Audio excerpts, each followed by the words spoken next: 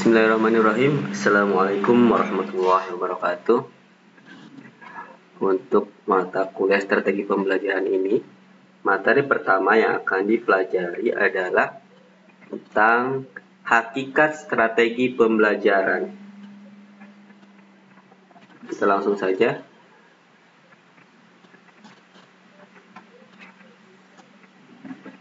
Yang pertama, kita bahas konsep dan prinsip belajar dan pembelajaran. Konsep belajar, definisi belajar diartikan sebagai suatu proses di mana suatu organisme berubah perilakunya sebagai akibat pengalaman. Nah, di sini dari pengertian belajar suatu proses di mana suatu organisme berubah perilakunya sebagai akibat pengalaman,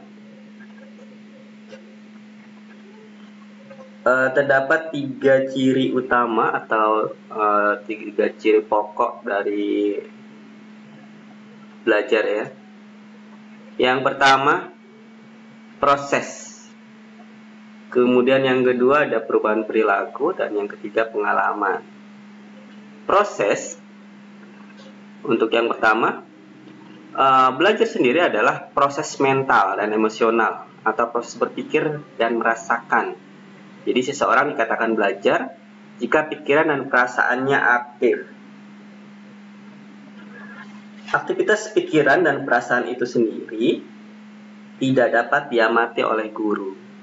Jadi guru mengamati pikiran dan perasaan yang aktif itu bukan dari itu, tetapi dari manifestasinya, yaitu berupa kegiatan proses pembelajaran di kelas.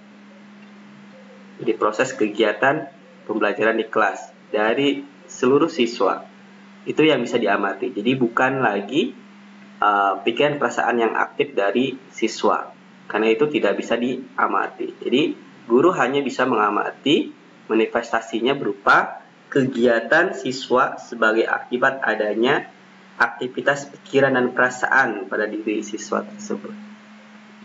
Kemudian yang kedua, perubahan perilaku. Hasil belajar itu berupa perubahan perilaku atau tingkah laku.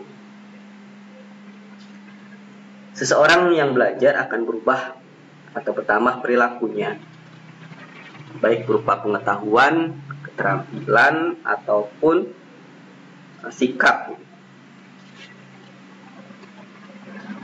Nah, nanti untuk yang poin yang kedua ini akan dibahas sedikit setelah slide yang ini.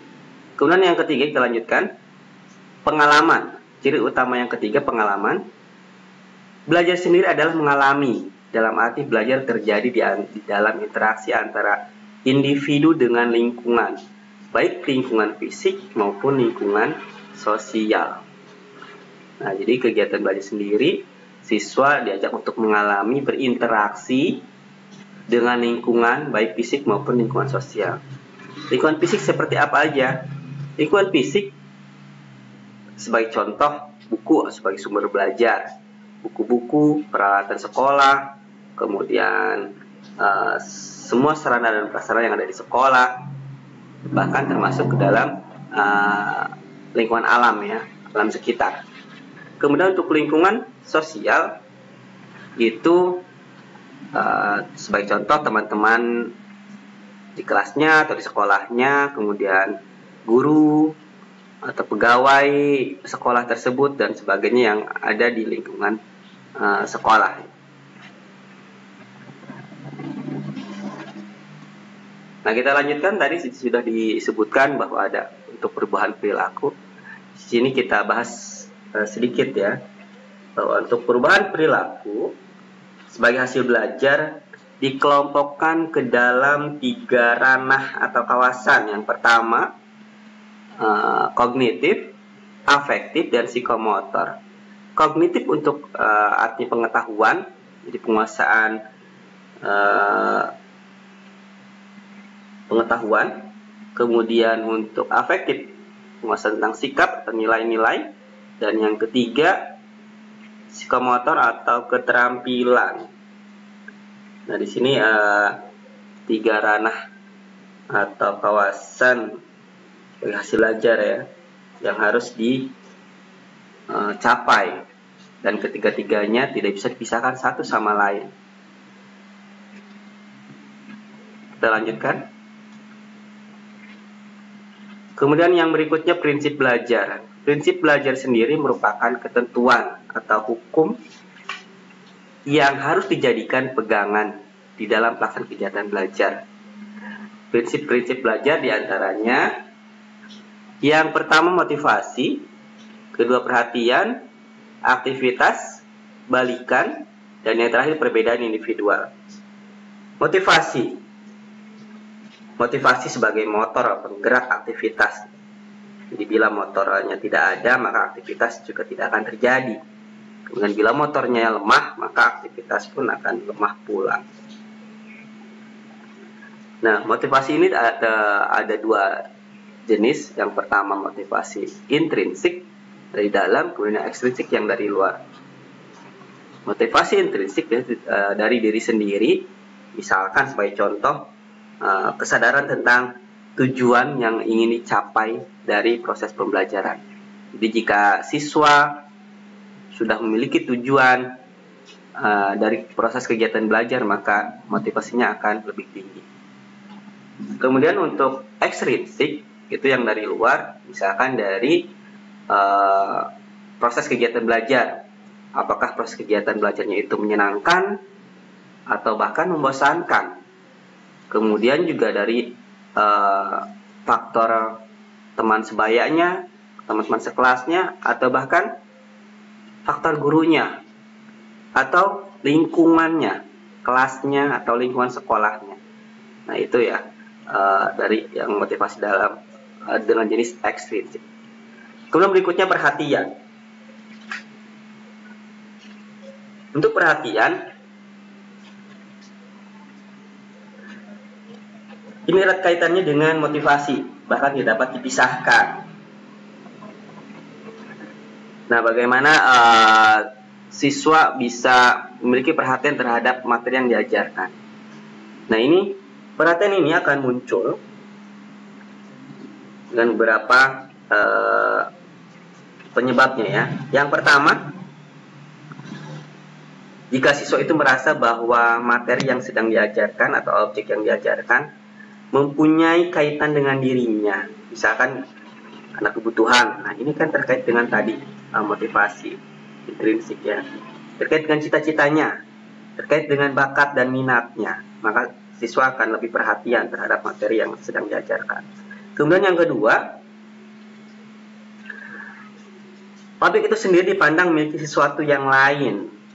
Artinya pembelajaran sendiri terlihat lain.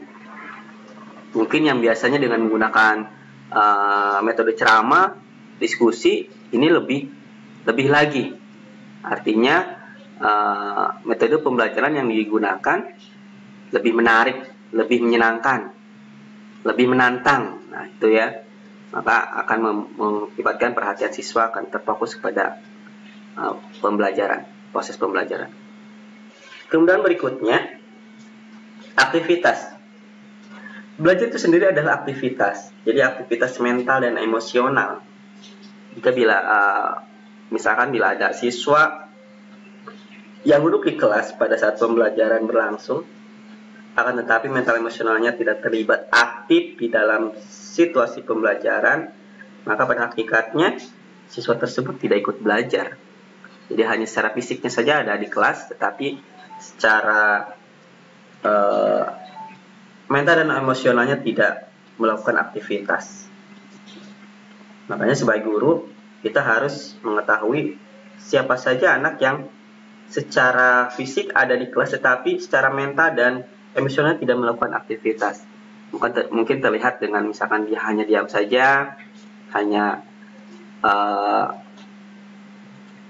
tidak terlibat aktif di dalam pembelajaran gitu ya, hanya duduk termenung atau bahkan mungkin tatapan yang tidak fokus. Nah itu akan terlihat biasanya di dalam kelas, akan sangat terlihat oleh guru. Kemudian yang berikutnya adalah balikan. Nah balikan ini sebagai evaluasi ya, evaluasi dari proses pembelajaran. Apa yang dilakukan oleh siswa itu sudah benar atau masih salah. Kemudian salahnya di mana, salahnya kenapa, kemudian bagaimana memberikan pengertian pada siswa untuk atau memberikan penekanan pada siswa untuk tidak melakukan kesalahan yang serupa, atau dengan meminta siswa untuk memperbaiki kesalahannya. Kemudian yang berikutnya perbedaan individual. Nah, ini sangat penting ya, karena setiap anak itu unik, memiliki karakter yang berbeda-beda. Kita tidak bisa menyamakan antara satu anak dengan anak yang lain. Sementara di kelas jumlah anak sangat bisa dibilang jumlahnya banyak, dengan kondisi di guru di kelas cuma ada satu ya. Nah, perbedaan individual ini akan sangat berpengaruh terhadap proses pembelajaran ya. Dan kita tidak mungkin memilah-milah ya, terutama di sistem pendidikan Indonesia.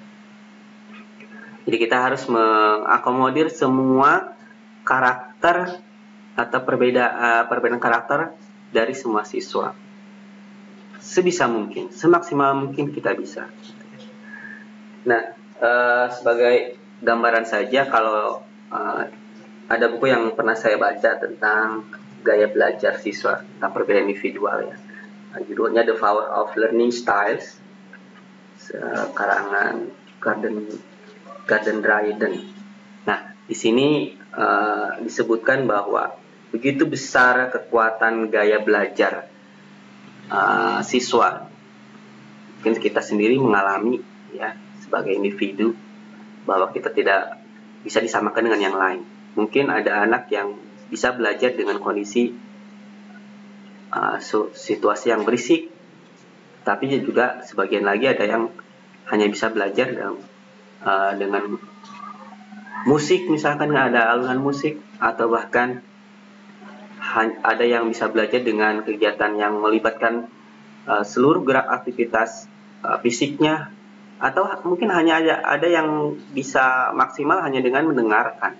Nah, itu yang dimaksud dengan perbedaan individual, dan itu adalah gaya belajar setiap siswa berbeda. Selanjutnya, nah kita terkait dengan strategi pembelajaran, maka kita harus mengetahui ada beberapa istilah yang terkesan sama yang sering kita gunakan dalam satu kasus padahal berbeda. Misalkan di sini ada perbedaan tentang pendekatan, strategi, metode, dan teknik pembelajaran. Yang pertama, tentang pendekatan pembelajaran. Pendekatan pembelajaran ya, pendekatan sendiri adalah cara umum dalam memandang permasalahan atau objek kajian.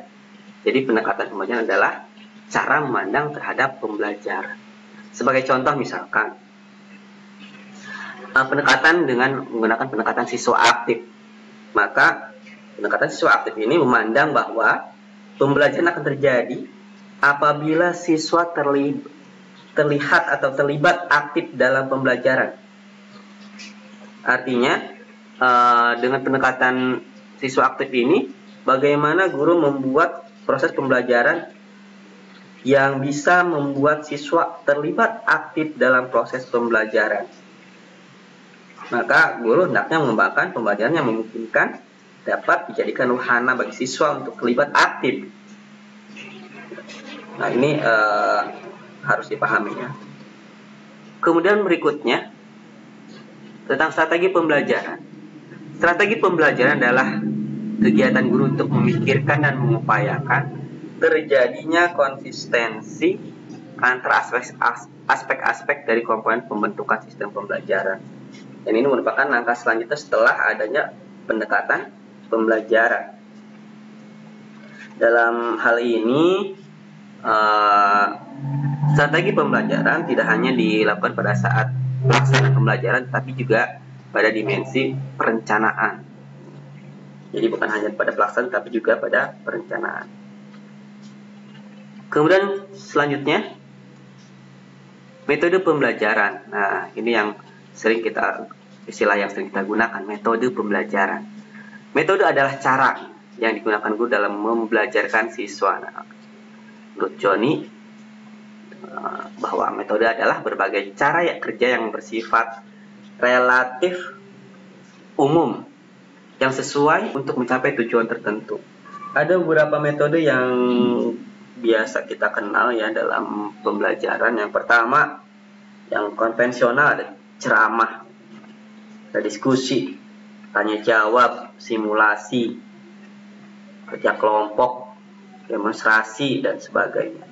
Ini adalah metode pembelajaran.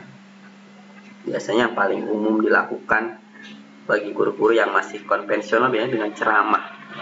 Nah, tetapi kita sebagai guru hendaknya mengurangi metode ceramah. Jadi metode ceramah dijadikan sebagai pelengkap ya, karena masih banyak metode-metode yang memang bisa membuat anak belajar lebih kreatif, lebih menyenangkan. Lanjut, teknik pembelajaran. Nah, teknik pembelajaran ini mengacu pada ragam khas penerapan suatu metode sesuai dengan latar penerapan tertentu, seperti kemampuan dan kebiasaan guru, ketersediaan peralatan, kesiapan siswa, dan sebagainya.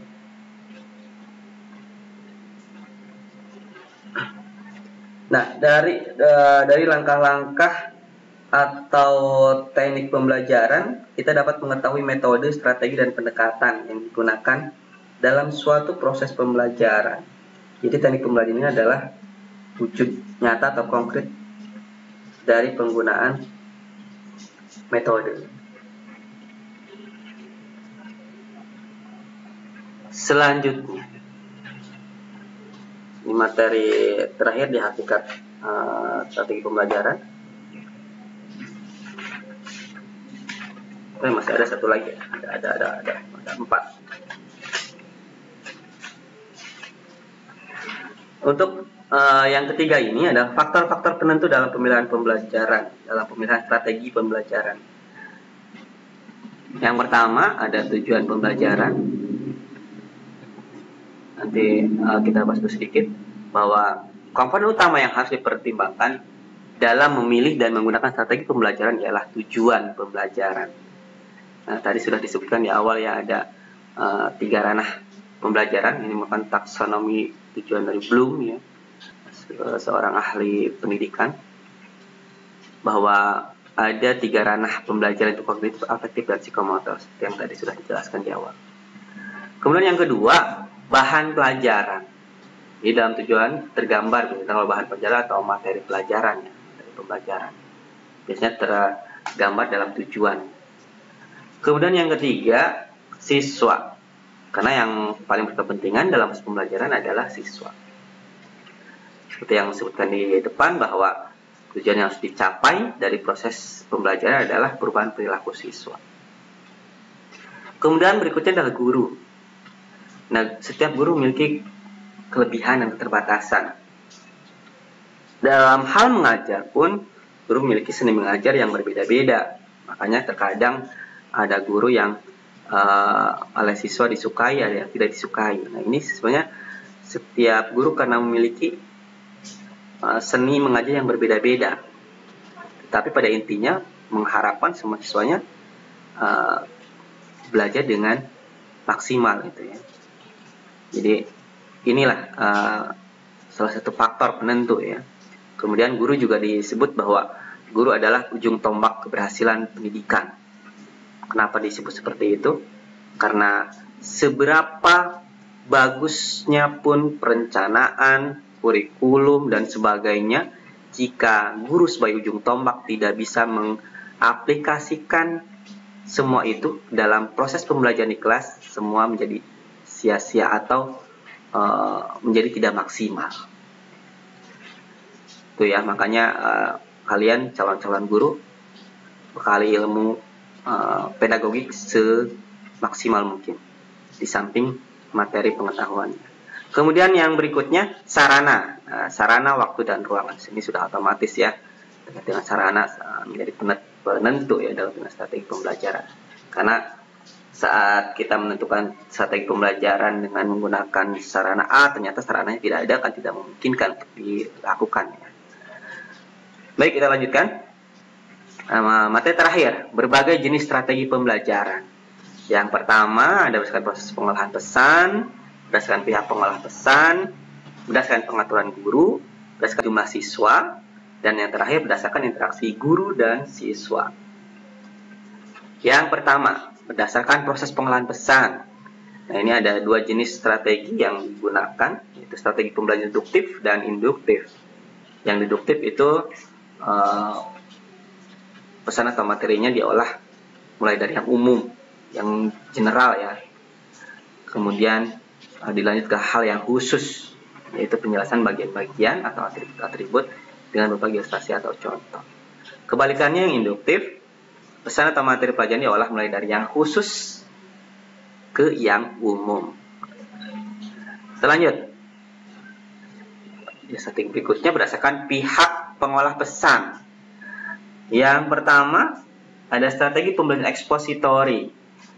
Nah, pada strategi ini, guru yang mencari materi yang diajarkan dari berbagai sumber, kemudian guru mengolahnya dan menyampaikannya kepada siswa. Di sini guru yang lebih aktif dari siswa. Nah, ini secara umum bahwa siswa hanya menerima materi yang sudah matang dari guru ya. Jadi lebih cenderung ini ke teacher center ya, atau berpusat pada guru. Kemudian yang berikutnya strategi pembelajaran heuristik. Nah, yang heuristik ini kebalikannya dari ekspositori. Kalau tadi yang aktif itu adalah guru, nah untuk yang kedua ini adalah siswa. Dan ini sekarang terus dikembangkan oleh berbagai macam kalangan pendidikan ya, baik guru dan sebagainya. Nah, pada strategi pembelajaran heuristik ini, siswa yang mengolah pesan, ya, siswa yang mengolah materi, pesan dan sebagainya, kemudian guru hanya sebagai fasilitator dan pembimbing dalam kegiatan belajar siswa. Jadi siswa yang aktif, ya, bukan guru. Guru hanya mengarahkan, memberikan dorongan, membantu siswa dalam yang mengalami kesulitan. Berikutnya, berdasarkan pengaturan guru. Nah, strategi pembelajaran berdasarkan pengaturan guru ada dua, strategi pembelajaran seorang guru dan strategi pembelajaran bergu atau team teaching. Nah, untuk strategi pembelajaran seorang guru ini sudah biasa dilakukan oleh hampir, bisa dibilang hampir semua ya, walaupun tidak semua. Di proses pembelajaran di kelas. Artinya guru di kelas hanya satu orang dengan pembelajaran dengan seorang guru.